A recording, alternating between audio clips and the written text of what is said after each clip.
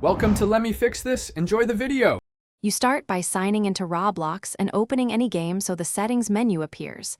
This gets you straight to the controls. Once the game loads, press ESC or click the gear icon to open settings immediately.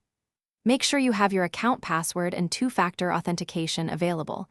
And if you're fixing an account with admin restrictions, confirm you have permission. This avoids interruptions while changing critical settings and keeps you ready to apply each step without delays.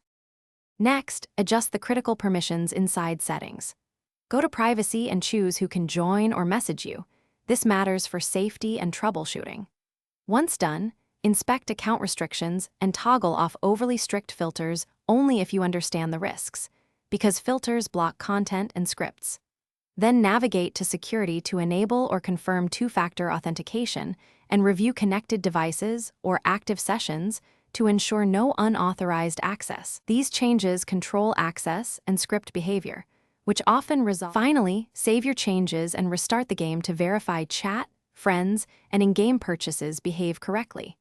If settings don't seem to apply, clear the Roblox cache or local temporary files and relaunch. Sometimes reinstalling the client fixes persistent problems. Make sure to test on another device or browser to isolate the issue. If problems continue, reset settings to defaults as a fallback, check Roblox server status, and contact support with error details and logs so they can trace and resolve the remaining issue.